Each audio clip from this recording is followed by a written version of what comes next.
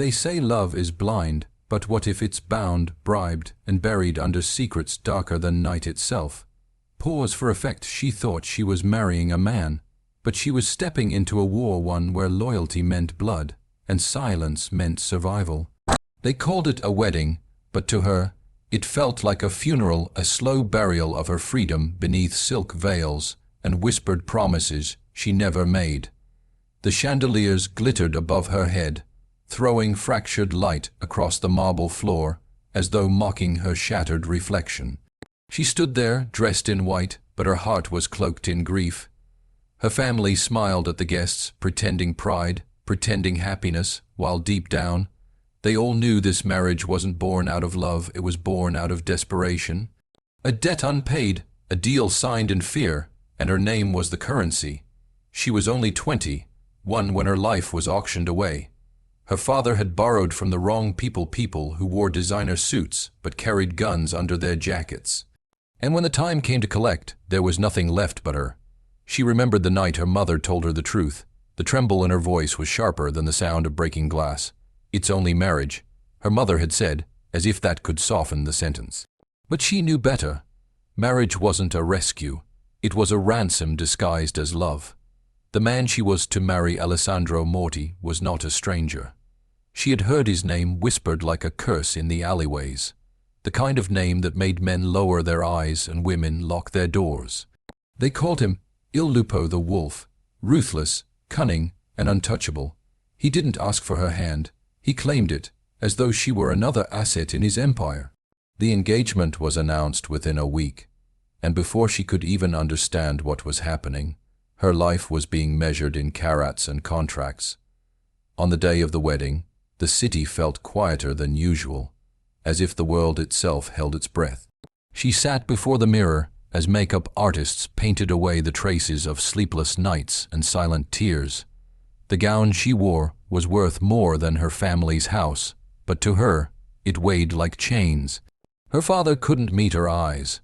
He stood near the doorway, guilt carving lines deeper into his face. "It's for the best," he muttered. But what did best mean when every choice led to a cage? When she finally stepped into the grand hall, every gaze felt heavy, every camera flashed like lightning before a storm. Alessandro stood at the altar, tall, sharp, composed, with a smile that never reached his eyes. His presence filled the room, commanding both respect and fear. When he extended his hand, she hesitated, her heart pounding loud enough to drown the music. His fingers were cold when they wrapped around hers. The priest began the vows, words about unity, love, and eternity, but they sounded hollow, foreign. She repeated them anyway, her voice trembling on each syllable, her mind screaming for escape.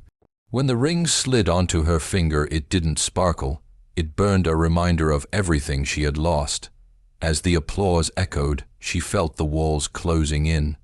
Every guest smiled, unaware of the silent war behind her painted face. She looked at Alessandro, who leaned in and whispered, "You belong to me now." The words brushed her ear like a promise and a threat all at once. Her stomach turned, but she forced herself to smile for the cameras. She knew defiance had no place in this room. Her father had already risked enough, and now she was paying the price. That night, the celebration continued long after midnight. Champagne flowed, laughter danced through the air, but she sat in silence, watching the man who now owned her. He moved with the ease of a predator, confident, controlled, and utterly unreadable. People bowed as he passed, and she realized, for the first time, what true power looked like. It wasn't loud or violent. It was quiet and absolute. When he finally approached her, his hand found her chin, tilting her face up to meet his gaze. "You're safe now," he said softly. But his eyes told another story, one where safety was just another word for surrender. In the days that followed, she was taken to his mansion, a sprawling estate surrounded by iron gates and men in black. Every door locked automatically, every window reinforced. The air smelled of expensive perfume and paranoia. She had her own room, her own staff, her own wardrobe, yet she felt like a guest in her own life. At dinner, he sat across from her, asking polite questions, speaking in the calm tone of a man who believed everything was under control. And maybe to him it was. But to her, every silence between them grew heavier, every look felt like a test she didn't know how to pass. At night, when the house slept, she would walk through the empty halls, the echo of her footsteps keeping her company. She would touch the walls, the furniture, the locked doors, reminders that luxury could be another form of imprisonment. Sometimes she'd catch her reflection in the glass, the perfect bride, the obedient wife, and not recognize the girl staring back. The woman in the mirror was someone new, someone reshaped by fear. And though she didn't know it yet, that fear would one day harden into resolve. For now, she only knew one truth. Her life no longer belonged to her. It belonged to the man who wore power like a second skin and danger like a crown. And as she lay awake in that grand, silent house, she wondered what kind of man Alessandro Morti truly was, and what kind of monster she had just promised to love, honor, and obey. For the first few weeks, she told herself she could survive it. She told herself that maybe, just maybe, he wasn't as cruel as the rumors said. After all, he hadn't hurt her, not yet. In fact, Alessandro Morti seemed almost gentle in his distance. He never shouted, never raised his hand. He spoke in quiet tones, watched her with careful eyes, and gifted her everything she could possibly want: diamond necklaces, designer dresses, and a car she wasn't allowed to drive. To anyone looking in from the outside, she was living a dream, the beautiful young wife of one of Italy's most powerful men. Newspapers called her the lucky bride, and paparazzi photos showed her smiling beside him at charity galas and business dinners. They saw the jewels, they saw the gowns, but they never saw the truth, the way her hands trembled behind the camera flashes, or how her smiles never reached her eyes. In the beginning, she mistook his control for care. He insisted that she always have guards when she went out, that she stay close to home, that she never answer calls from unknown numbers. "It's for your safety," he would say. And when she asked why she needed so much protection, he smiled and replied, "Because in my world you're my most valuable possession." At first, the words sounded sweet, like protection, like devotion. But slowly, she began to understand what they really meant. Possession, ownership. She was safe, yes, but only because she was his. The mansion itself became a reflection of that illusion, beautiful on the surface, but hollow underneath. The rooms were enormous, filled with art and gold, but cold to the touch. She would walk through hallways that seemed to stretch forever, past doors that were always closed. The servants were polite but distant, their eyes always lowered. No one spoke freely. Conversation stopped when she entered the room. Even laughter, when it existed, sounded rehearsed. Every corner held secrets. Every shadow whispered something she wasn't meant to hear. Still, there were moments that confused her, moments when Alessandro was almost kind. He would bring her breakfast in bed, ask about her favorite books, even listen when she spoke. Sometimes, he'd reach for a hand and say things that made her heart flutter despite herself. He had a charm that could melt ice, a voice that wrapped around her like velvet. He was the kind of man who could make you forget who he really was if you wanted to forget badly enough, but it was always fleeting. His kindness never stayed long enough to feel real.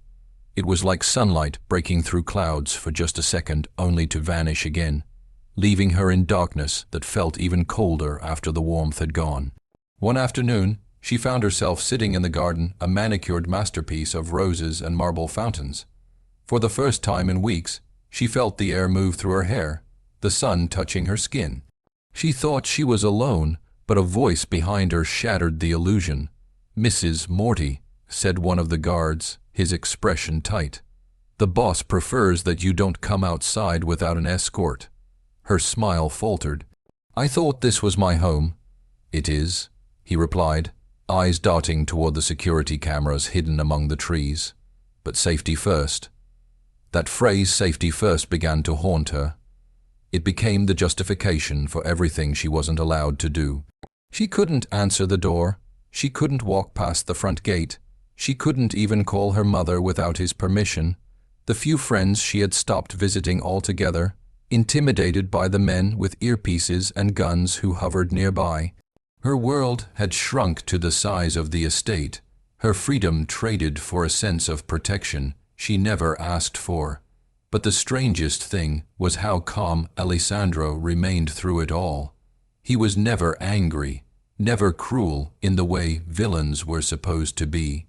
His cruelty was subtle, woven into politeness, disguised as love.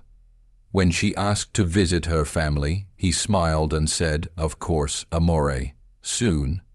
But soon never came. When she tried to argue, his voice softened instead of rising. "You don't understand the danger, my dear. I'm only keeping you safe." And maybe he believed it. Maybe in his twisted world, this was love control wrapped in care, domination disguised as devotion. At night, when he came to her room, he would talk about business, never details, just fragments. "The streets are restless," he would say. "People need to remember who I am." She would listen, unsure whether he was warning her or reassuring himself. He never mentioned what he did or how he built his empire, but the unspoken truth hung heavy between them. Sometimes she would wake in the middle of the night to the sound of voices downstairs, low, tense, urgent. She would creep to the railing and see him in the living room, surrounded by men who looked like they hadn't slept in days. There were maps on the table, cash, stuffed envelopes, and glints of metal beneath the lamplight. But whenever she appeared, the conversation stopped. The men stood straighter. Alessandro would turn toward her, smile that perfect, empty smile, and say, "Go back to bed, Cara. Everything's fine." And she would go. Because what else could she do? The days blurred into one another, each one stitched with the same rhythm: breakfast alone, polite dinners, locked doors, and smiles that never lasted. But something in her had begun to shift.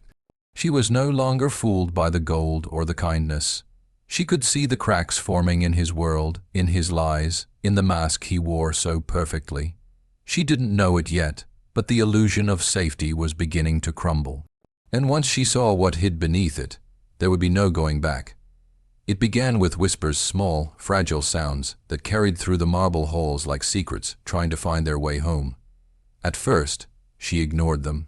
The murmured voices that stopped when she entered a room, the glances exchanged between guards, the phone calls Alessandro would take in the middle of the night. She told herself it was none of her business, that staying silent was safer. But curiosity has a way of growing in the dark. The more she tried to bury it, the louder it became. The first real crack appeared one rainy evening. Alessandro had gone out for what he called a business dinner. She had stopped asking questions about his business every time she did. His silence was more frightening than any answer could be. Hours passed. Midnight came and went, and still he didn't return. The storm outside grew fierce, lightning flashing across the sky like a warning. She sat by the window, staring into the rain, smeared glass, when a sound broke through the thunder, the faint roar of engines. She ran to the balcony and saw two black cars pulling through the iron gates. Men in wetsuits hurried out, carrying something heavy between them. Something or someone. Her heart lurched. She couldn't see clearly, but she caught the glint of blood in the rain. One of the men shouted in Italian, "Take him to the basement." Her breath caught. Basement? She hadn't even known there was one. The next morning, Alessandro acted as though nothing had happened. He came to breakfast in a tailored suit, tie perfectly straight, the picture of calm authority. There were no traces of the storm or the blood. He kissed her on the forehead and asked, "Did you sleep well, amore?" Her lips trembled. "You came home late last night." He looked up from his espresso, eyes unreadable. "Work never ends." "And the men?" she dared to ask. "The ones you brought back?" For a split second, so brief she almost thought she imagined it, his jaw tightened. Then, just as quickly, he smiled. "You must have been dreaming. There were no men, my dear." It was a lie. She knew it. She had seen the blood on their hands, but his calm dismissal made her question her own mind. Gaslight was his favorite weapon, so elegant, so quiet. You didn't even realize you were being burned. Days passed, but she couldn't stop thinking about that night. The rain, the basement, the way he had lied so easily. One afternoon, when he left for a meeting, she decided to find the truth herself. She walked through the mansion with her heart pounding in her chest, searching for something, a clue, a door, a sound. Eventually, she found it. Behind the kitchen pantry was a narrow hallway she had never noticed before, lined with surveillance screens showing every part of the house. At the end of the corridor stood a heavy steel door with a keypad lock. She tried the handle, locked, of course. She leaned closer and felt a cold draft seeping through the edges. From the other side came a faint noise, not mechanical, not wind, but human. A low groan. She froze. Someone was down there. Fear clawed up her throat, but curiosity won. She pressed her ear against the door. She could hear footsteps, then a voice, Alessandro's, calm, smooth, and deadly. "You should have remembered who you were dealing with," he said. A pause. Then a sharp, muffled cry followed by silence. She stumbled backward, her pulse racing so fast it hurt. The mask had cracked, and behind it was something far worse than she could have imagined. The man she lived with, the man who kissed her forehead each morning and tucked her hair behind her ear, he was capable of things she couldn't even name. That night she couldn't eat, couldn't sleep. Every creak of the house made her flinch. When Alessandro came to her room, his presence filled the doorway like a shadow. "You're quiet tonight," he said softly. "Something on your mind." Her throat was dry. "I heard something earlier, in the basement." For a long moment he said nothing. Then he walked over, his expression unreadable, and sat beside her. "You've been under a lot of stress," he said finally. "This house can play tricks on you. Forget the basement. There's nothing there." He reached for her hand. His touch was warm, gentle, but it sent a chill down her spine, because now she knew what that warmth could hide. The next morning, the steel door was gone. In its place was a solid wall, freshly painted, the color not yet dry. The hallway cameras had been removed, and the pantry looked exactly as it had before. If she hadn't seen it with her own eyes, she might have believed it had never existed. But she had seen, she had heard, and she couldn't unsee it now. From that day on, she began watching him the way he watched everyone else. She noticed the way he clenched his jaw when the phone rang, the coded language he used with his men, the stack of documents in his study that disappeared every morning. She began to memorize patterns: who came, who left, and who never returned. The illusion of safety had been shattered completely. The kindness, the gifts, the calm, all of it was a mask. And underneath that mask was a monster who built his empire on fear and blood. But what terrified her most wasn't his darkness. It was her own reflection in it, how easily she had accepted his lies, how quickly she had grown used to her golden cage. She told herself she would leave, that she would find a way out. But the more she planned, the more she realized he was always one step ahead. He already knew everything she thought, everything she did. And when he looked at her now, with those cold, unreadable eyes, she couldn't tell if he was still pretending to be her husband, or if he already knew she had seen behind the mask. For days, she couldn't look at Alessandro without feeling the echo of what she had heard behind that steel door. The sound of that muffled cry replayed in her head, haunting her in the quiet moments while brushing her hair, while pouring tea, while pretending to smile at the breakfast table. Everything about him seemed different now. His calm was no longer comforting. It was chilling. His silences weren't mysterious anymore. They were loaded with things unsaid. But fear has a strange way of turning into obsession. Once she saw the cracks, she couldn't stop looking for more. It wasn't bravery, not yet. It was desperation. She needed to know the truth about who he really was, and what else he was hiding beneath that polished, perfect surface. It began innocently enough, a drawer left slightly open in his study. He never allowed her inside that room, always locking it when he left. But that morning, he had gone out early, and the door stood ajar, as if inviting her in. Her pulse thundered as she stepped inside. The air smelled faintly of cigar smoke and expensive whiskey. On the desk lay a stack of papers, a photograph frame face down, and a small brass key. She didn't know what she was looking for, only that she had to keep going. She opened the top drawer. Contracts, ledgers, and letters filled with coded names and figures. She didn't understand most of it, but the pattern was clear: money, power, and control. Then, in the back of the drawer, she found a sealed envelope with her family name written on it, DeLuca. Her breath caught. With trembling hands, she opened it. Inside was a document, yellowed at the edges, stamped with a crest she didn't recognize. It was a report, a transaction, dated 6 years ago. Her father's name appeared at the top. Below it, written in bold ink, was a single line that made her stomach twist. Subject: termination order approved by A. Morty. She froze. Her father. Her gentle, honest father who had died in what everyone called a car accident. The memory flooded back: the police, the funeral, her mother's trembling hands, the unanswered questions. A termination order. The word felt foreign in her mouth, but her heart already knew what it meant.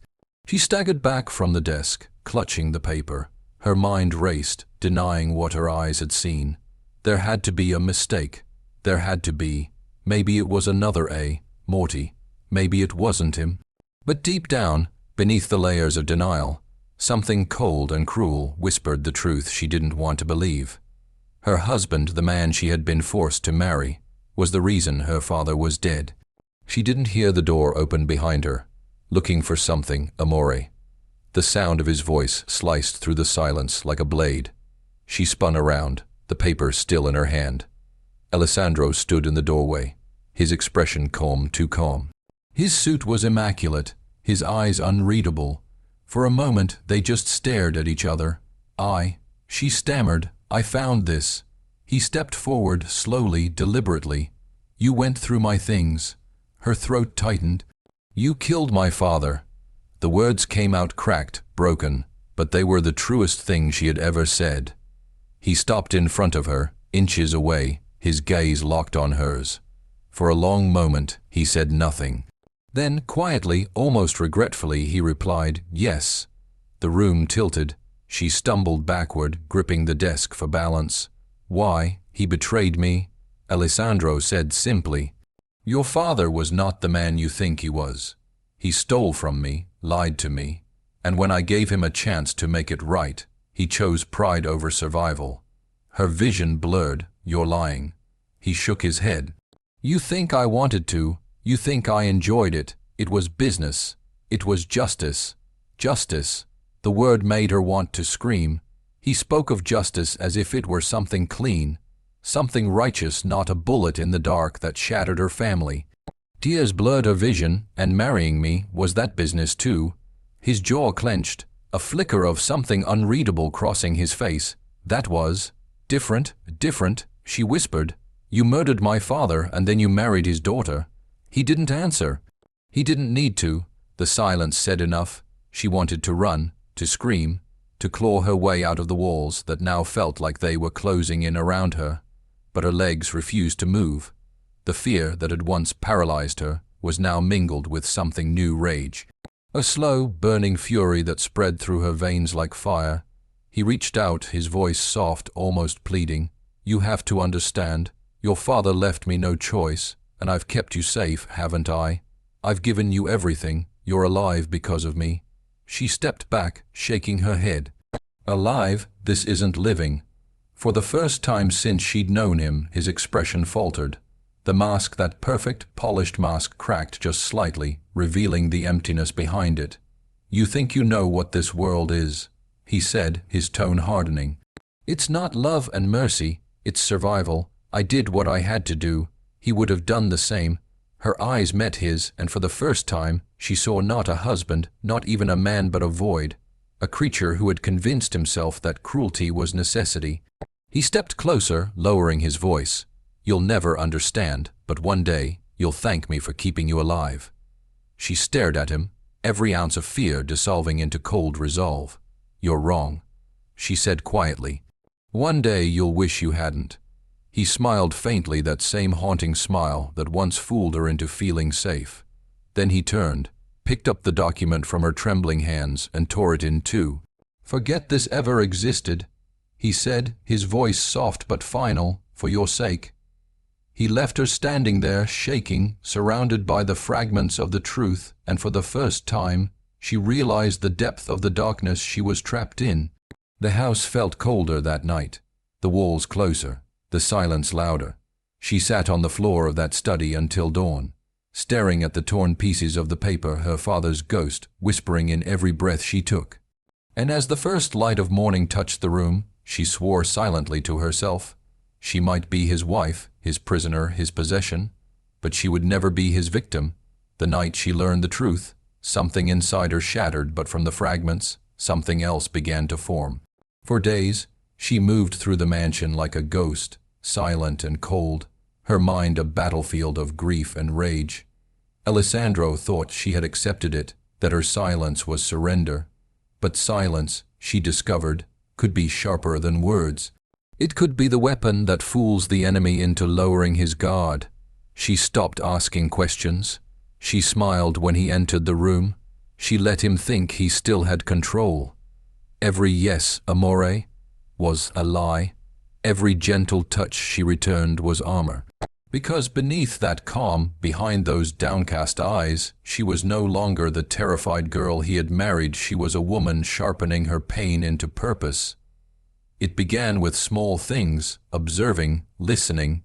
She memorized the faces of his men, the way they addressed him, the code names they used when they thought she wasn't paying attention.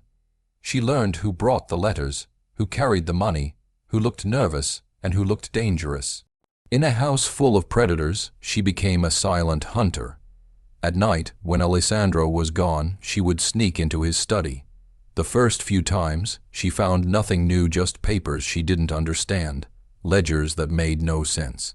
But soon, she began to see patterns, hidden messages, bank accounts connected to names she recognized from the news. She realized how vast his empire truly was: corruption, weapons, money laundering, and blood money disguised as business. The more she uncovered, the colder she became. There was no turning back. Each secret she found was another piece of the cage she had been living in, and the only way to escape, she decided, was to burn the entire cage down. One evening, as she pretended to read by the fireplace, she heard Alessandro's phone ring. He was in the next room, speaking in low tones, but the door was open just enough for her to hear fragments. "No witnesses, take care of it tonight." Her fingers tightened around the book. No witnesses. The words echoed in her mind. It was happening again, another life about to be ended for his empire. She thought of her father, of his last terrified breath, and she realized that waiting for freedom wasn't enough. If she wanted out, she would have to take it. The next morning, she began her plan. She found one of the guards, Matteo, a younger man with kind eyes and a nervous smile, and dropped a hint of knowledge she shouldn't have had. "It must be hard," she said quietly, "working for a man who doesn't forgive mistakes." His face went pale. "I don't know what you mean," he muttered, but the next day he slipped a folded note under her door. "We should talk." That was how it began. Matteo had his own reasons to hate Alessandro. His brother had disappeared after crossing the boss once too often. He told her things she hadn't known about the shipments, the secret accounts, the corrupt politicians who kept Alessandro untouchable. Together, they began to gather evidence carefully, quietly. She didn't trust Matteo completely, but she trusted their shared fear. Every day became a performance. At dinner, she laughed at Alessandro's jokes. She wore the dresses he bought her, kissed his cheek when he demanded affection. But behind her smile, she was memorizing the passwords he entered, the phone calls he made, the files he deleted. She hid copies of everything, flash drives tucked inside her jewelry box, documents sewn into the lining of her gowns. But living with him was like living beside a sleeping lion. One wrong move, one wrong glance, and she would be done. Alessandro was no fool. His eyes missed nothing. Sometimes she would catch him watching her in silence, his gaze heavy and calculating, as if trying to see what she was hiding. One night, as they sat together in his study, he poured her a glass of wine and said softly, "You've changed." Her pulse stilled. "Have I?" He smiled faintly. "There's fire in your eyes now. I like it." She forced a laugh, her voice barely steady. "Maybe your world is finally rubbing off on me." He leaned closer. "Careful, amore. My world burns everything it touches. She met his gaze without flinching. "Maybe I'm ready to burn." He studied her for a long moment, then chuckled, kissed her hand and walked away. But as he did, she noticed the faintest flicker of doubt in his expression, and she knew she had to move faster. That night, she contacted Matteo through the encrypted phone he had given her. "Tomorrow," she whispered. "We finish it tomorrow." Her plan was simple: deliver everything she had gathered to a journalist Alessandro had once silenced with money, a woman brave enough to publish the truth. Matteo would smuggle the data out through one of the delivery trucks. Once the story broke, the empire would crumble, and with it, the man who had taken everything from her. But as she sat in her room that night, staring at the moonlight spilling through the glass, a strange calm settled over her. She knew the risk. She knew that if he discovered what she was doing, he wouldn't hesitate to end her life. But the fear that once ruled her was gone. In its place was something stronger, a quiet defiance. She walked to the mirror and looked at her reflection. The woman staring back was no longer frightened, no longer broken. She was dangerous now because she had nothing left to lose. And somewhere deep in the house, behind locked doors and shadowed halls, she knew Alessandro could feel it too: the shift, the distance, the storm gathering between them. The woman he once owned was gone. In her place stood someone he would never see coming. When the night arrived, it felt less like an ending and more like a reckoning. The house, which had once hummed with the soft tyranny of Alessandro's quiet command, now thrummed with a different sort of electricity, one she had sewn together from whispers, stolen files, and a terrified ally's courage. She had rehearsed every step until it lived in her bones. The route Matteo would take, the truck that would leave at midnight, the exact time the journalist would be waiting at a safe house across the river. For months she had catalogued his sins. Tonight she would set them loose into the light. The preparations were surgical and small, almost mundane: a flash drive hidden in the false heel of a shoe, a copy of ledger pages tucked inside the seam of a dress, a cell phone transmitting encrypted packets on a loop. She moved with the stealth of someone who had learned to survive in a world where one wrong breath could doom you. Each motion was an affirmation: "This is mine to do. This is mine to decide." The staff moved around her like shadows, unaware they were carrying the instruments of their master's undoing. Alessandro gave his orders that evening as if nothing special was happening. He laughed at men's jokes, signed papers with a flourish, and kissed her hand in front of guests who had flown in for a gala he used to wash his reputation with. He flattered the cameras. He bowed to politicians who still thought they could charm him into immunity. From the ballroom windows, she could see the city lights, and for a heartbeat she felt a fierce, dizzying gratitude that the world outside still spun on honest axes, that truth could travel beyond marble gates. When the signal came, it was almost anticlimactic. A single text coded in a language only Matteo and she understood. Now, she rose as if pulled by a string and slipped through corridors that had once been her prison routes. Her heart pounded, but it was not panic, it was the steady drum of someone taking back a life. In the kitchen, Matteo waited with the truck keys hidden beneath his jacket. He was younger than she had imagined, hands trembling, eyes wet with the knowledge of what he might lose. They exchanged no words, none were necessary. Their pact had been forged in the currency of survival, and both knew the toll. The plan unfurled with a precision that surprised her. The delivery truck backed through the service gate under the guise of a routine run. Matteo, with a face like stone, loaded one boxer box alongside crates of produce. No one bothered to inspect it. Routine breeds complacency, and Alessandro's empire had taught people the dangers of curiosity. She watched him climb in, and every second felt like the beat between inhaling and exhaling, the moment when something uncertain becomes irrevocable. Back inside, she took the last flash drive from the jewelry box where she had kept it. It contained everything: bank records, recordings, names, proof that would not be easily dismissed as rumor. She placed it in an envelope and addressed it with the journalist's code name, the one who had once refused bribes. The journalist had a reputation for not being bought. She was the type of woman whose byline could ignite legal fires and public outrage. If anyone could turn whispers into indictments, it was her. But liberation required more than public exposure. It required personal confrontation.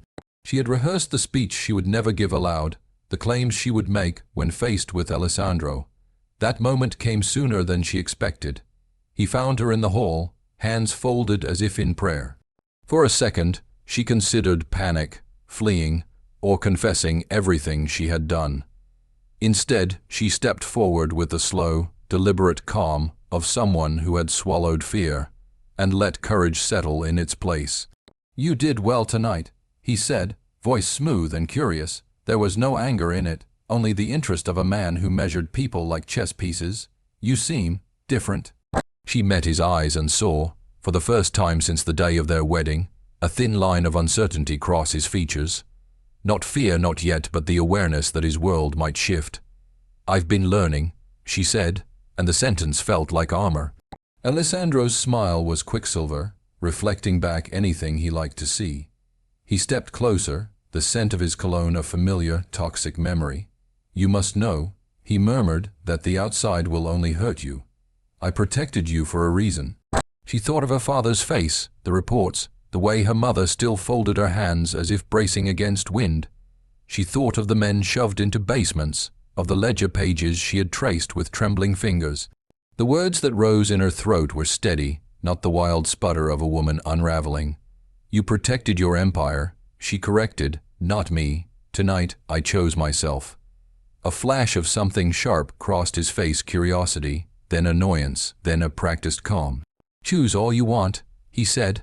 "This world will not forgive naivete." She felt the walls press inward, felt the ancestral weight of families and debts and the centuries, old code that had kept men like Alessandro at the top. But she also felt the momentum of months of planning, of alliances made in quiet corridors, of proof that could not be erased by a swipe of a hand. She was no longer simply opposed to him on moral grounds. She had the tools to dismantle him. Then came a sound like static slicing through the hush, a low, urgent ring from the hidden phone Matteo had planted on the journalist's end. A message, file received, publishing in 2 hours. The words were cold and decisive. They landed like a verdict. Alessandro's posture changed imperceptibly. He had dealt with storms before, unstitched alliances and bled rivals dry. But the modern world he had mastered, media, law, public opinion, shifted faster than men with guns. The ledger pages were not merely accounting. They were a map that could lead prosecutors, journalists, and international agencies directly to him. For the first time, he had to consider a reality where his power was vulnerable to systems that weren't bowed to cash. "You think you can end me with a paper?" His voice held a sliver of amused contempt, as though he pitied her for attempting the impossible. She smiled without humor. "I don't think. I've done it." The words felt both terrifying and liberating to say. As they stood in that marble-floored corridor, the chandelier lights throwing fractured glitter around them, the house seemed to hold its breath. Men moved in distant rooms, unaware that their allegiance was about to be tested. Outside, the truck carrying her final proof rolled into the night, crossing the bridge where the journalist waited. She had not yet won. There was no ribbon to cut, no triumphant music. Liberation had never been promised to be neat. What she had was decisive action, a network of choices that pushed back at the darkness. She had become dangerous not because she wanted to hurt, but because she would not be hurt anymore. And in the eye of that approaching storm where law, public fury, and old blood met, she realized something else. Freedom would not be given. It would have to be taken, again and again, until the cost of keeping her under outweighed the comfort of holding her down. She did not know what would happen in the hours to come. The journalist's name would flash across screens, lawyers would pick apart ledgers, allies might betray, and bullets still had a language of their own. But for the first time since the day she had walked down that aisle, she felt the tilt of the scales shift toward her. She straightened her shoulders, met Alessandro's gaze, and stopped pretending to tremble. The quiet that followed was not peace, it was the calm before consequences. Morning broke quietly, too quietly for what the night had carried. The sky above the city was pale gold, streaked with ash-colored clouds, the kind that promised both rain and rebirth. From her window, she could see the world waking up. Cars gliding down wet streets, people clutching newspapers that screamed headlines in bold ink: Mafia Empire exposed. Leaked documents reveal international crimes. It was done. The walls that had once confined her now stood hollow, echoing with the distant chaos of sirens and shouted orders. Men in suits, the kind who once bowed to Alessandro, were being led away in handcuffs. His empire, built on blood and silence, was collapsing from within. She had lit the match, and the fire had spread faster than either of them had imagined. When they came for him, Alessandro didn't resist. He stood in the grand foyer, immaculate as ever, his tie perfectly straight, his expression unreadable. Their eyes met one last time as the officers read his rights. There was no fury in his face, no plea for mercy, only the quiet recognition of a man who had finally met an equal adversary. She didn't speak. She didn't need to. The truth had spoken louder than vengeance ever could. As the car doors slammed and engines faded into the distance, she exhaled a breath she felt she had been holding since the day she said, "I do." The silence that followed wasn't the silence of fear. It was the silence of freedom. For the first time, she wasn't someone's daughter, someone's debt, someone's possession. She was simply her. She wandered through the empty halls once gilded with lies, now stripped bare by consequence. On the desk, a single photograph lay turned face down. She picked it up. It was from their wedding day, her eyes hollow, his smile sharp. For a moment, she stared at it, the weight of everything that had happened pressing against her chest. Then she tore it cleanly in two and let the pieces fall into the light. Outside, the air was cool and sharp, carrying the scent of rain and redemption. Matteo was waiting by the car, engine idling, his face a mixture of exhaustion and relief. She slipped into the seat beside him without a word. There was no destination, not yet. The road stretched ahead, open, endless, inviting. She looked back once at the mansion shrinking in the rear-view mirror, at the ruins of a life that had almost destroyed her, and then she looked forward. The sun broke through the clouds, casting gold across her face, and in that moment she smiled, not because she had won, but because she had survived. Freedom didn't come wrapped in victory. It came with scars, with loss, with truth. But it was hers, and as the city disappeared behind her, she whispered into the wind, "Never again." Then she closed her eyes, leaned back, and let the dawn carry her home.